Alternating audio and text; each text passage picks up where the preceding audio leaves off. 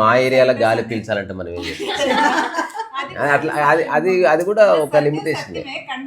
Conditioning నుంచి బయటపడాలని వెళ్ళి ఇంకో కండిషనింగ్ లోకి ఇరుక్కున్న వాస్తవం అది సత్యమే. కానీ అది బయటకు వద్దామా లేదా అనేది ఎవరి ఇష్టం వాళ్ళది. ఇదేమన్నా అట్టగా ఇదేమన్నా మాఫియానా? రావాలన్నది మన ఇష్టమై మనం వచ్చాము. ఇదేమన్నా మాఫియానా? అంటే అదే మాఫియాలో ఒక్కసారి ఎంటర్ అయితే బయటకు పోయేది ఉండదు అనేది. ఇది సాఫ్ట్ ధమ్కి లేని విషయం.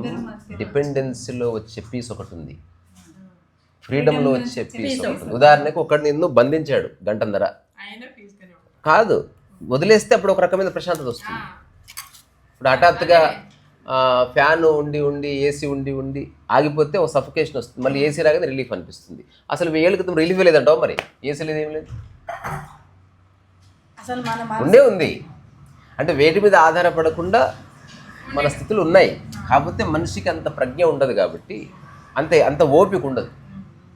ఎక్కడో చోట ఇరకాలి, దానివల్ల ఒక చిన్న భద్రత వస్తుంది. కోరుకునేది అసలు ఫ్రీడమే కదా మెయిన్గా. అంతే కదా, అదేంటో తెలియాలి కదా. మనకు 3 పదాలు ఉన్నాయి ఇంగ్లీష్లోను తెలుగులోను. ఫ్రీడమ్ ఉంది, ఎమాన్సిపేషన్ ఉంది, అండ్ లిబరేషన్ ఉంది. ఇప్పుడు బుద్ధుడు లిబరేట్ అయ్యాడా, ఫ్రీడమ్లో ఉన్నాడా?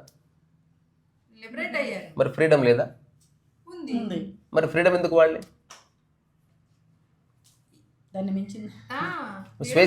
స్వేచ్ఛ ముక్తి ఒకటేనా?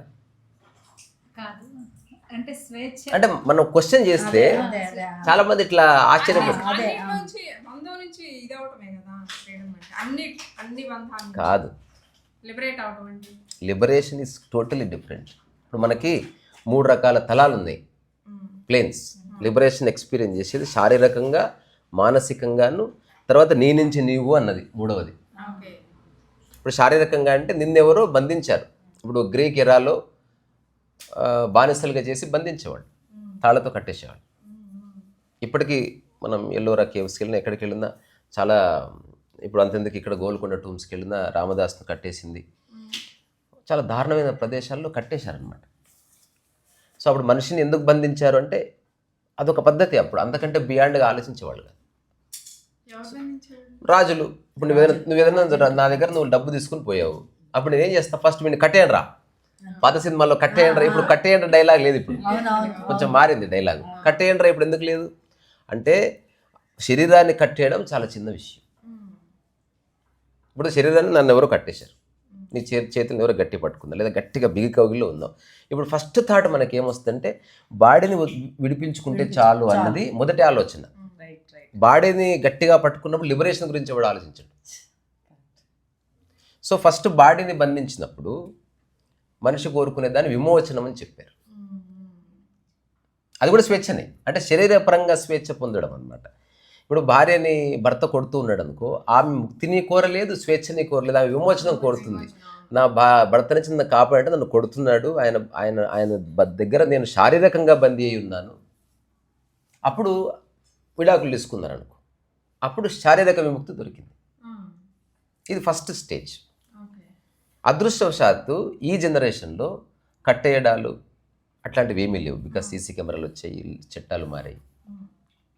అందుకని ఎవరైతే శరీరాన్ని కట్టేసి ఉంచారో వాడు ఫస్ట్ లిబరేషన్ గురించి ఆలోచించడు, స్వేచ్ఛ గురించి ఆలోచించలేడు. వాడు ఖచ్చితంగా విమోచనం గురించి ఆలోచించాలి, అది నియమం. మనం ఎవరు విమోచనం కోరుకుంటున్నామా? మనం ఎవరిని విమోచనం కోరుకుంటున్నామా? ఎందుకు? మన శరీరాన్ని ఎవరు బంధించట్లేదు కాబట్టి. ఇది తద్వారా ఒక స్టేజ్ అయిపోయింది. ఇప్పుడు మనకు భారత స్వాతంత్ర సంగ్రామాన్ని ఏమన్నారు? ఫ్రీడమ్ ఫైటే అన్నారు, లిబరేషన్ ఫైట్ అని లేదు. అంటే శరీరాన్ని బంధిస్తే మనం విడిపించుకోవడం చేసే ప్రయత్నం విమోచనమైంది, ఎమాన్సిపేషన్. ఆలోచనని బంధిస్తే అప్పుడు స్వేచ్ఛ స్టార్ట్ అయింది. నువ్వు ఫ్రీగానే ఉన్నావు, తిరుగుతుంది భార్య ఇంట్లో, లేదా భర్త బయట తిరుగుతున్నాడు, కానీ బాస్ అనే ఆలోచన ఫిక్స్ మైండ్లో ఉంది, అప్లోడ్ అన్న ఆలోచన ఉంది మైండ్లో. మా గురువు గారు చూస్తే ఏమనుకుంటారు అంటే ఆలోచన లింక్ అయ్యింది. అందుకని ఆలోచన తెగడానికి మనిషి ప్రయత్నం చేస్తున్నాడు, దూరం వెళ్ళాలి. పెగ్గి ఎందుకు వేస్తున్నారు? ఆలోచన నుంచి విముక్తి కోసమే. శరీరం కోసం ఎవడు తాగడు, ఆలోచన వెళ్ళిపోవాలి. ఇది సెకండ్ స్టేజ్. స్వేచ్ఛ అనేది ఎప్పుడూ షరతులకు లోబడే ఉంటుంది. మన భారతదేశం అనేది స్వేచ్ఛగా ఉండొచ్చు అంటే దాని అర్థం కొన్ని చెయ్యి మిగతావి చేయొద్దనే. ఇప్పుడు ఆశ్రమంలో స్వేచ్ఛగా ఉండండి అంటే గురుగారి పీఠం ఎక్కుచ్చు అట నాటలు. అంటే స్వేచ్ఛ అనే పదంలోనే షరతు కూడా ఉంది. అందుకని ఎవరైనా మనకు స్వేచ్ఛను ఇస్తున్నారంటే వాళ్ళు షరతులు పెడుతున్నారని. మనకు ఏమంటారు, మన కాన్స్టిట్యూషన్ రాజ్యాంగం స్వేచ్ఛను ఇచ్చింది, ఫండమెంటల్ రైట్స్ ఇచ్చింది, దాని తర్వాత డైరెక్టివ్ ప్రిన్సిపల్స్ కూడా ఇచ్చింది. Even supreme court also said the freedom you experience is not absolute అని చెప్పి. మాట్లాడే స్వేచ్ఛ అందరికీ ఉంది కదా, కానీ బూతులు తిట్టే స్వేచ్ఛ లేదు మనకి. ముట్టుకునే స్వేచ్ఛ అందరికీ ఉంది, కానీ నడుము ముట్టుకోకూడదు. చూసే స్వేచ్ఛ ఉంది, చిరంలో ఒకవైపు చూడకూడదు. ఇది ఎక్కడి స్వేచ్ఛ? స్వేచ్ఛ ఉంది, బట్ షరతులు ఉన్నాయి. స్వేచ్ఛను అర్థం చేసుకున్నవాడు షరతులను అంగీకరిస్తే నిజమైన స్వేచ్ఛను అనుభూతి చెందుతాడు. ఇప్పుడు ఈ ఇంట్లో హాయిగా ఉండొచ్చు అంటే బెడ్రూమ్లోకి వెళ్ళొచ్చా అండి అని అడిగాడు వాడు. బెడ్రూమ్లోకి వెళ్ళొచ్చు. తెలుసుకోవడం వల్ల వాడు ఎంతవరకు తిరగాలో అంతవరకు హాయిగా తిరుగుతున్నాడు. అదే స్వేచ్ఛను అనుభవించడం అంటే. ఇది సెకండ్ స్టేజ్. చాలామంది స్వేచ్ఛ దగ్గరే చచ్చిపోతారు. ఎందుకంటే ఆలోచన భర్తలోనో భార్యలోనో అప్పులోనో బాస్ దగ్గర ఉంటుంది. స్వేచ్ఛలో అథారిటీ ఉంది, దాని కింద నీవు ఉన్నావు. నీ మనసు ఎప్పుడు ఏదో ఒక్క ఆలోచనన్నా వేరే వాళ్ళకి లింక్ అయ్యే ఉన్నది. అదే మనం అనుభవించే చిన్న స్ట్రగుల్ కానీ, స్ట్రెస్ కానీ, బాధ కానీ, వాటెవర్. ఎగ్జైట్మెంట్ కూడా. దాన్ని నువ్వు ఫుల్ఫిల్ చేస్తే వాడు మెచ్చుకున్నాడు అనుకో థ్రిల్ వస్తుంది. నువ్వు దాన్ని బ్రేక్ చేస్తే తిట్టాడు అనుకో బాధ వస్తుంది. అంటే ఎప్పుడు ఇన్విజిబుల్ థాట్. దీన్ని ఎట్లా చెప్పొచ్చు? ఒక గుంజ ఉంది, ఆ గుంజకు ఒక తాడు ఉంది, అది నీ మెడ కట్టుకున్నావు, కానీ ప్రస్తుతం తాడు కనిపిస్తలేదు. ఈ తాడు స్పెషాలిటీ ఏంటి? ఎంత దూరం పోయినా తాడు అట్లే ఉంటుంది. అమెరికా పోయినా తాడు ఉంటుంది, అది ఎంత దూరం పోయినా వస్తూ ఉంటుంది, అది వదిలిపెట్టదు. అది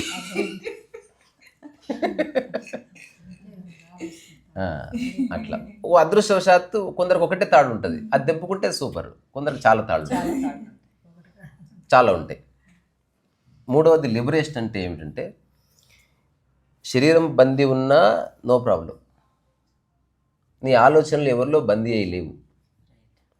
ఆలోచనలు మాత్రం ఎవరితో బందీ అయ్యలేవు లిబరేషన్లో. అది ఒక. సో ఆలోచనలు బందీ లేని వాడే నెక్స్ట్ గురించి ఆలోచిస్తాడు. అప్పుడు వాడిని బంధిస్తున్నది, బాధిస్తుంది ఒకటే, తన గురించి తనకున్న ఆలోచన బాధిస్తుంది. దాని నుంచి విముక్తి అంటే స్వయం నుంచి కూడా విముక్తి లిబరేషన్ అని చెప్పారు. ఇది సత్యం. అంటే ఇప్పుడు ఈ తన గురించి తనకు ఒక ఇమేజ్ లేదు, తన గురించి తనకు ఒక ఒపీనియన్ లేదు, అప్పుడు తన ముక్తిలో ఉన్నట్టు. ఒకవేళ తన శరీరాన్ని వేరే వాళ్ళు బంధించినా తనకు ఓకే, లిబరేషన్లో ఉన్నవాడికి. కానీ మనస్సుని మాత్రం ఎప్పుడు ఎవ్వరికి లింక్ చేయడు. ఇది నియమం. అందుకే ముక్తిలో ఉన్నవాడు పెళ్లి చేసుకోవచ్చు. ఎందుకంటే శరీరం మాత్రమే లింక్ చేసి చూడు, దాన్ని మనస్సుని లింక్ చేయకంటే బంధం క్రియేట్ చేసుకోకుండా ఉండగలిగే ఒక మానసిక పరిపక్వత ఉంటే then you can go head. అప్పుడు నువ్వు ఇంతకుముందు ఎలా ఉన్నావు, ఇప్పుడు అలాగే ఉన్నావు. There is no change. ఇది ఒక బంధం బాధిస్తుంది. అందుకే బంధం వద్దు. అంటే మానసికంగా ఏ సంబంధం ఉండదు, లేదా కన్సర్న్ ఉండదు, కానీ తాత్కాలికంగా ఉండదు. తాడేయాలి తీయాలి అట్లా. అంతేగాని తాడు వేసి కట్టేసుకొని అది దాన్ని వదిలించుకోలేవు. అందుకని ఎప్పుడు ఎరుకలో ఉండాలన్నమాట. సో అందుకని ఒక ముక్తిలో ఉన్నవాడిని నువ్వు బంధించవచ్చు ఫిజికల్గా, కానీ అతని ఆలోచనని బంధించాలి. అతను ఆ ఒక్క విషయంలోనే. సో అదే ఎరుక అప్పుడు ఉపయోగపడుతుంటే ఎక్కడ నువ్వు థాట్ని వేరే వాళ్ళకి లింక్ చేయకుండా నువ్వు ఆపరేట్ చేయడం ఎరుక కిందకి వచ్చింది. అట్లా లింక్ అయిందా, then that is the beginning of many things. ఏదైనా జరగవచ్చు. ఒక్కసారి లింక్ అయితే దీని ఏదైనా జరగవచ్చు. అందుకే తాను ఏది చేస్తాడు, లేకపోతే చేయనంటాడు. అందరిని వదిలేసిపోవడానికి సిద్ధం. ఎందుకు? లింక్ ఉంటే పోలేవు. మీకు ఎప్పుడన్నా ఇప్పుడు పెద్ద పెద్ద ఏనుగుల్ని మచ్చిక చేసుకుంటారు కదా, ఎలా మచ్చిక చేసుకుంటారు తెలుసా అసలు? ఎప్పుడన్నా దాని గురించి విన్నారా? ఇప్పుడు అదే చేస్తున్నారు. ఇప్పుడు ఆశ్రమాల్లో చేసేది అది. ఏనుగును ఒక తొండంతో కూడా చచ్చిపోతాడు మావటి వాడు, కానీ వాడు బక్క గిత్తుంటాడు పైన, బయట పొడుస్తుంటే అది పోతూ ఉంటుంది. అసలు ఆ స్థితికి ఎట్లా వచ్చింది అది? అదే దాన్ని ఏం చేస్తారు, మదపు టేరుని కట్టేసిన తర్వాత గొలుసులతో కట్టేస్తారు. కట్టేసిన తర్వాత దాన్ని ఒక గుంజకు కడతారు. ఆ గుంజ నుంచి గొలుసుకి ఒక 10 feet గ్యాప్ ఉంటుంది. ఇప్పుడు అది విపరీతంగా లాగుతుంది, పీకుతుంది, కొడుతుంది, ఏమో చేస్తుంది, అరుస్తుంది, లాస్ట్ కలిసిపోతుంది. ఎందుకంటే ఇవ్వలేడు అక్కడ, అతను రౌండ్గా తిరుగుతుంది. ఈ సర్కిల్ అనేది తన మైండ్లో ఫామ్ అయింది. ఇది ఫస్ట్ స్టెప్. ఇప్పుడు ఆఫీస్ ప్రిమిసెస్ సర్కిల్ ఫామ్ అయింది, ఇంట్లో సర్కిల్ ఫామ్ అయింది, ఇంట్లో ఇది చేయనంట సర్కిల్ ఫామ్ రా, సర్కిల్ ఫామ్ అయిందంటే కండిషన్ వచ్చేసింది. ఈ కండిషన్ 2 రకాలు. నీకు నువ్వు పెట్టించుకుంటే సూపర్, వేరే వాడు పెడితే సస్తివి. ఇప్పుడు నా ఇంట్లో నేను మాట్లాడను, లేదా ఈ గదిలో నేను మాట్లాడను అని పెట్టు, అది నువ్వు పెట్టుకో. కానీ ఈ గదిలో నువ్వు మాట్లాడొద్దు అని పెడితే అప్పుడు సస్తివి. ఇప్పుడు ఆ ఏనుగు తిరిగి తిరిగి తిరిగి తిరిగి తిరిగి తిరిగి అలసిపోయి పడుకుంటుంది. అప్పుడు ఫుడ్ పెడతాడు. పెట్టిన తర్వాత మళ్ళీ ట్రై చేస్తుంది, మళ్ళీ ట్రై చేస్తుంది, మళ్ళీ ట్రై చేస్తుంది. ఒక 1 month తర్వాత ట్రై చేస్తుంది, కానీ బలం ఉండదు. ఎందుకంటే దానికి మనసులో తెలిసింది నేను వదిలించుకోవడం ఇంపాసిబుల్. నెక్స్ట్ గడ్డి కోసం ఎదురుస్తూ ఉంది, మధ్య మధ్య ఇట్లా అంటుంది, కానీ రావట్లేదు. తర్వాత ఒకరోజు మావటివాడు గమనిస్తాడు, అసలు లాగడమే లేదు, ఆ రౌండ్లో తిరుగుతుంది, ఆ రౌండ్లో తిరుగుతుంది, రౌండ్ దాటి బయటికి వెళ్ళాలన్న ఆలోచన లేదు ఇంకా దానికి. ఇప్పుడు నెక్స్ట్ ఏం చేస్తారు, తాడు కడతారు. దాని మెడకు ఒక టచ్ ఉంటుంది ఇప్పుడు తాడు. ఈ మెడ అది గొలుసా తాడా అని దానికి తెలియదు. ఆ తర్వాత తాడు తీసేసి ఉత్త తాడు కట్టి దాన్ని గుంజ కట్టనే కట్టరు, అయినా పోదు. అట్లా మంచి ఎంప్లాయ్ వాడే,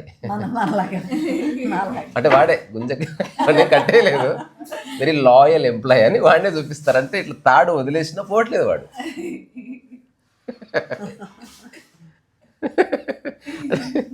సో ఇది హ్యూమన్ ప్రెడికేమెంట్, అది మనం ఏం చేయలేం, మనం దాన్ని సాల్వ్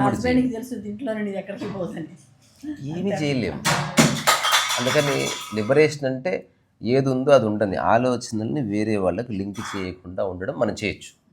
దానికి చిన్న చిన్న సూత్రాలు ఉన్నాయి. అంటే ఎగ్జాంపుల్, అప్పియకు, తర్వాత ఏమంటారు, క్లోజ్ ఫ్రెండ్ అంటారు చూసినావా, ఆ క్లోజ్ తీసేసి అట్లా. అంటే చిన్న చిన్నవి చేస్తే, లేకపోతే ఖచ్చితంగా బాధిస్తుంది, ఖచ్చితంగా బాధిస్తుంది.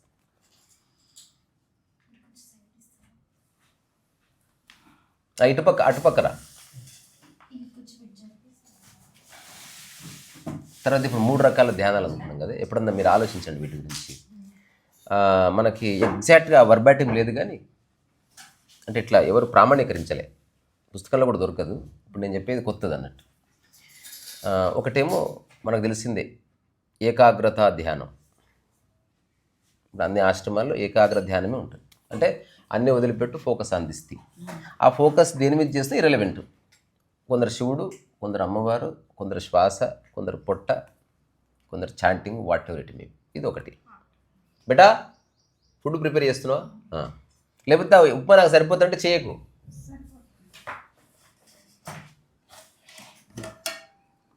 అది కొంచెం చెయ్యి. సో ఏకాగ్ర ధ్యానం ఇది యూనివర్సల్గా. ధ్యానం అంటే పద్ధతిని ఆలంబన చేసుకొని ఎక్కడెక్కడో తిరుగుతున్నాం మన మనసుని ఒక్కచోట ఏకాగ్రం చేయడం అన్నది ఒకటి. ఇది ట్రాన్సెండెంటల్ మెడిటేషన్ కింద లెక్క. రెండవది సావధాన ధ్యానం అని పేరు. సావధాన ధ్యానం అంటే అది దేని మీద ఫోకస్ చేయకుండా ఊరికే ఉండడం. అంటే నువ్వు చూస్తున్నావు, దేని చూడట్లే, you are not focusing on anything. నువ్వు ఎలా ఉన్నావు అంటే మన రూమ్లో విడిచిన బట్ట ఉంటుంది చూడు, అట్లా ఉన్నావు అన్నమాట. అంటే ఆ గంట సేపు ఏం జరిగినా నీకు సంబంధం లేదన్నట్టు ఉన్నావు అంతే. సావధాన ధ్యానం. మూడవది అనేకాగ్ర ధ్యానం అని, ఇది కొంచెం పవర్ఫుల్. సో ఈ మూడిట్లో అత్యుత్తమమైనది సావధాన ధ్యానం. అంటే నువ్వు కర్తవ్యే కాదు ఇంకా అసలు, అంటే నువ్వు ఒకదాన్ని ఫోకస్ చేయట్లేదు, ఎక్కువ వాటి మీద ఫోకస్ చేయట్లేదు. సో అనేకాగ్ర ధ్యానం అనేది ప్రపంచంలో చాలా ఉపయుక్తం.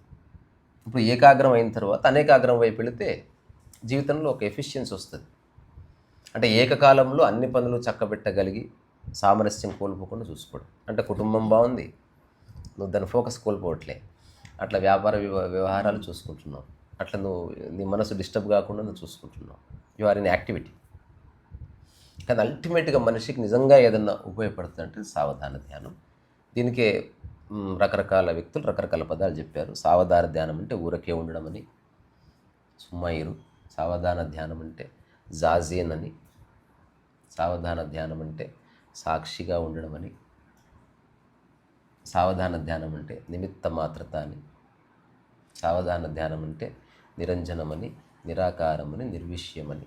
ఇట్లా రకరకాలుగా ఎవరికి సాంప్రదాయాలు చెప్పారు. బట్ ఈ అన్నిట్లో నువ్వు చేసేది ఏమి లేదు. ఎప్పుడన్నా ఇది సాధన చేయాలంటే అర్థం చేసుకోవాలండి. మళ్ళీ సాధన అంటే ఇది చేసినట్టయితే కదా, ఊరికే ఎండకెళ్ళి కూర్చో, అంత చేయవలసింది ఏం లేదు. ఒక గంట సేపు ఏం జరుగుతుందో చూడు. చెమట పట్టింది, నువ్వేం తుడవకు, డోంట్ బీ ఎ డూయర్. నీళ్ళలోకి వెళ్ళిపోవాలండి. అది అంటుంది, దాన్ని కూడా చూడు. నియంత్రించట్లేదు, చూడు ఒకసారి. యాక్చువల్గా తెలుస్తుంది ఏమి కాదు. అట్లా అన్నిటిది అసలు ఏమన్నా రాని ఏమన్నా పోని. ఫుల్ ట్రాఫిక్లో అఫ్జల్గంజ్ పోయి గంట నిలబడు, ఏమన్నా అంటే నువ్వు నియంత్రించడం లేదు, ఇలా ఉండాలని అనుకోవడం లేదు, దీని ద్వారా ఇది పొందాలని అనుకోవడం లేదు.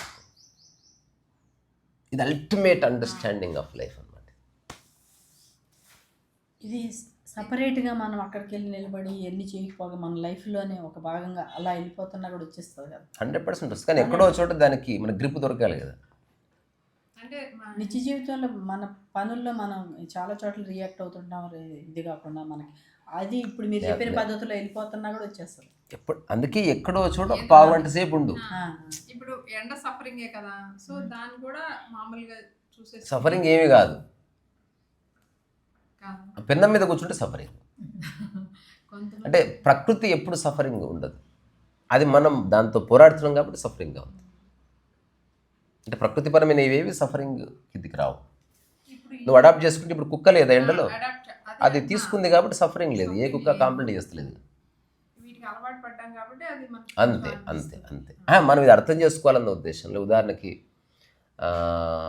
అందరు బంధువులు మాట్లాడుతున్నారు అనుకో, ఒకసారి నువ్వు నిర్ణయించుకొని పో, అలారం పెట్టుకో 20 minutes, వాళ్ళ మధ్యనే కూర్చో, కానీ ఏం జరిగినా చూడు, డోంట్ రెస్పాండ్. అదే ఏం జరిగినా నువ్వు సంబంధం లేదు. ఇది చిక్కడం కష్టం, ఎందుకంటే ఆధారం లేదు కదా. చిక్కడం కష్టం. ఆధారం ఉన్నదేమో ఈజీ టు అండర్స్టాండ్. ఒక దాని మీద ఫోకస్ చేయమంటే ఒక వారం రోజులు కుదురుతుంది. రకరకాల విషయాలు బ్యాలెన్స్గా చేస్తుంటే కొందరు ఎక్స్పర్ట్స్ ఉన్నారు, చేస్తున్నారు. అంటే వాడు ఏ ఏ విషయాలతో సంబంధం కలిగి ఉన్నాడు, అన్నిటి పట్ల ఎరుక కలిగి ఉండడం, అన్నిటినీ ఒక ఎక్కడ ఉంటే దాని ఏకాగ్రత, ఇది వదిలేస్తే దాని పట్ల ఏకాగ్రత. అన్నీ చేస్తున్నప్పుడు అటుపక్క వంట అవుతుంది, ఇటుపక్క పుస్తకం రాయాలి, ఇటుపక్క ఎవరిని పలకరించాలి, అన్నీ జరుగుతున్నాయి. ఇప్పుడు సినిమా దర్శకులకి అనేకాగ్ర ధ్యానం ఉంటుంది. ఎరా కెమెరా రెడీ అయిందా, సీన్ చెప్పావా, అన్నీ చూసుకుని మళ్ళీ అన్నిటినీ చేస్తారు. ఇది అలవాటు చేసుకుంటే అలవాటు అవుతుంది. ఒకరు ఒక్కటి పని చేయగానే అలసిపోతారు, అది వాళ్ళకంత మానసిక శక్తి ఉండదు. అందుకని సో ఎవరైతే సావధాన ధ్యానం లేదా ఛాయిస్లెస్ అవేర్నెస్ లేకపోతే సాక్షిని అర్థం చేసుకున్నారో వాళ్ళు ఎవరు ధ్యాన పద్ధతి ఇవ్వలేదు భూమి మీద. రమణ మహర్షి సాక్షిని అర్థం చేసుకున్నాడు కాబట్టి, సాక్షి ఉన్నాడు కాబట్టి ధ్యాన పద్ధతి ఇవ్వలేదు. కృష్ణమూర్తి సాక్షి గురించి ఛాయిస్లెస్ అంటే అసలు ఎంపికనే లేనప్పుడు ధ్యాన పద్ధతి ఎట్లా ఎంపికైంది, అందుకే ధ్యాన పద్ధతి ఇవ్వలే. ఇప్పుడు సద్గురు ధ్యాన పద్ధతి ఇస్తున్నాడు, ఏకాగ్ర ధ్యానం అన్నమాట. అది శాంభవి ముద్ర కావచ్చు, దాన్ని ఏదన్నా కావచ్చు. రామకృష్ణ పరమహంస ఎవరికి ధ్యాన పద్ధతి ఇవ్వలే. There is no specific meditation method he prescribed. Nisargadatta Maharaj ధ్యాన పద్ధతి ఇవ్వలే. అసలు చేసేవాడు ఎవడు అన్నాడు, బాత్ కథం అవును. చేస్తున్న దాని మీద కాకుండా చేసేవాడి మీద ఫోకస్ పెట్టాను. అయిపోయింది. దీనికి ఒక చిన్న టెక్నిక్ ఉంది. నేను ఇప్పుడు పెండు ఎత్తాను, తర్వాత బంగారం ఎత్తాను. ఈ రెండు వేరే వేరే పనులు, ఒకటి మంచి పని ఒకటి చెడ్డ పని, ఇట్లా అనిపిస్తుంది. పనులు మారుతున్నాయి కానీ పనులు చేస్తున్నవాడు మారలేదు కదా, అని గుర్తిస్తే లిబరేషన్ అని చెప్పాడు. అంటే పెండు ఎత్తింది నేనే, బంగారం ఎత్తింది నేనే. ఇది మారినప్పుడు అది ఏమైతే నాకే. తద్వారా you are not lost in the work what you are doing. నువ్వు స్థిరంగా ఉన్నావు అన్నమాట. సో పెండు ఎత్తింది నేనే, బంగారం ఎత్తింది నేనే. నాలో ఏ మార్పు లేదని గుర్తించడంతో మ్యాటర్ క్లోజ్. విభజన వెళ్ళిపోయింది మనసులో. చిన్న చిన్న విషయాలే కానీ చిక్కదు. సావధాన ధ్యానం చిక్కడం కష్టం. ఆలోచనలు వస్తాయి, డౌట్లు వస్తాయి, అట్టెట్లా అవుతుంది అంటే వెండి ఎత్తుకుంటే గలీజ్ అనిపిస్తుంది కదా, అంటే ఇదంతా వస్తాం. ఏదనిపించినా ఎత్తింది ఎవరు, ఆ ఎత్తేవాడిలో ఇది తక్కువ అని ఎక్కువ అని ఎందుకు అనిపించింది, ఎంక్వైరీ స్టార్ట్ అయింది. ఫైనల్గా ఒక నిర్వికారముగా ఇదైతే అయిపోయింది. మళ్ళీ అక్కడికే వస్తుంది నిర్విచారము, నిర్వికారము, నిర్వికల్పము, నిరాకారం. అక్కడికి వచ్చి ఆగుతుంది లాస్ట్కి. సో ఎవరైతే సాక్షిని, నిర్విషయాన్ని, నిరాకారాన్ని, నిర్వికారాన్ని పట్టుకున్నారో వాళ్ళు ప్రపంచానికి ఏ పద్ధతిని ఇవ్వలేదు.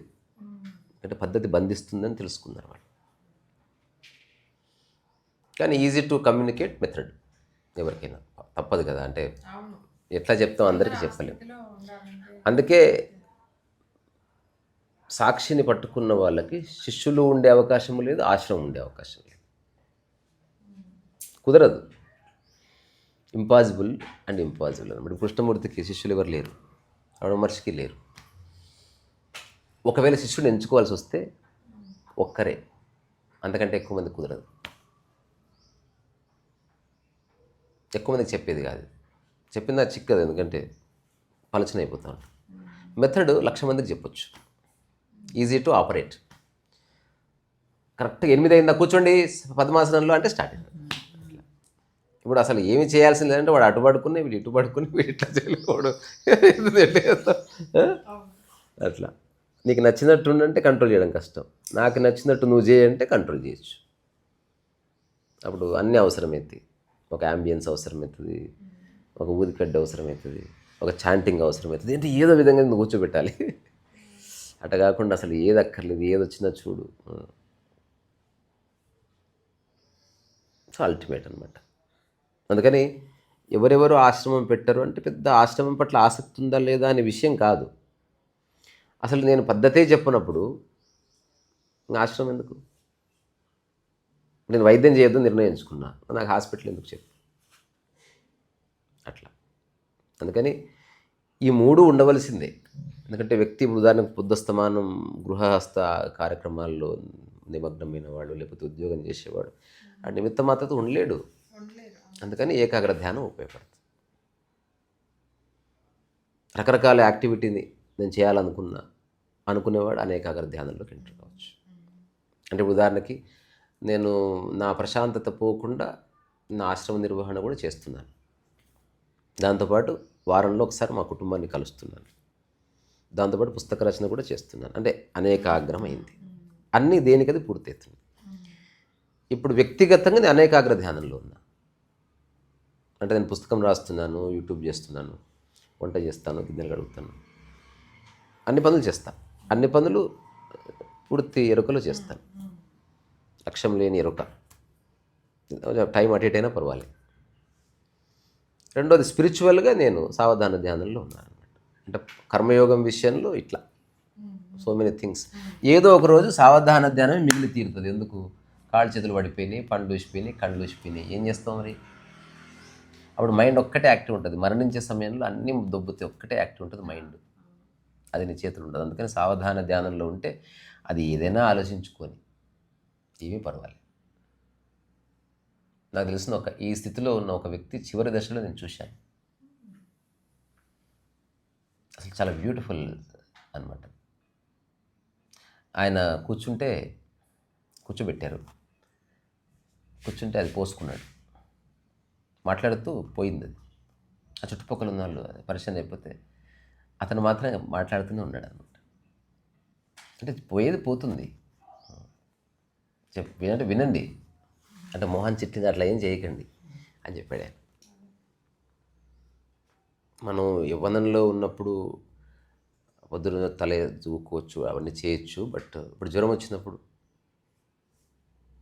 వాళ్ళు కూడా దోమరు. అంటే ఒరిజినల్గా మన స్టేట్స్ వేరే ఉన్నాయి.